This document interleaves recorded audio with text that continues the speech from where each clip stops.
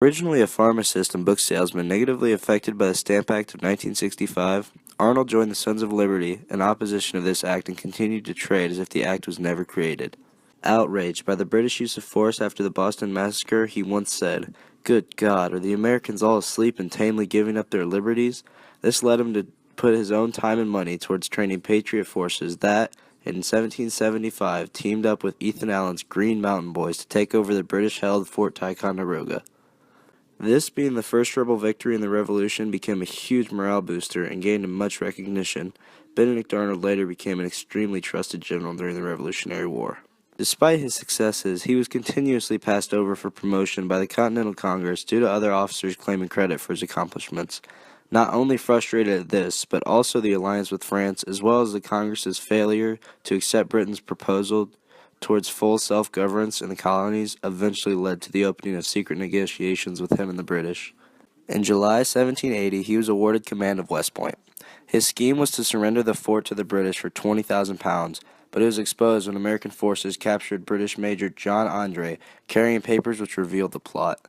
Upon learning of Andre's capture, Arnold fled down the Hudson River to the British-controlled side, narrowly avoiding capture by the forces of George Washington, who had been alerted to the plot.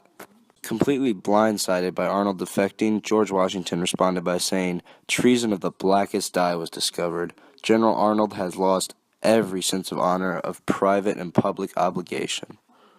He later died at the age of 60 in 1801 in England due to the swelling of his tissues caused by excess fluid accumulation. He died the most famous traitor in American history. He was accused of using Continental funds for personal use after accumulating a large amount of debt due to an attempt at a lavish lifestyle when he did not have the money. He followed through with one of the least noble moves in history. He was able to be bought out for a small payout that was worth his personal life and his military status, and the love for his country. He left his kids in the hands of his sister, promising to return, but he never did come back for them, and now they had the most hated father in all of America. Once he had defected, he was given the rank of Brigadier General in the British Army, where he then commanded British troops for multiple battles against the Continental Army, the one he used to command himself. After gaining control over British troops, he launched an attack on Richmond, Virginia, the nation's capital at the time, and burned the city to the ground. A general in the Revolutionary War. He was fighting for independence from Britain, and he was he heading the Continental Army? Okay, but then he was very trustworthy, and he was a good general.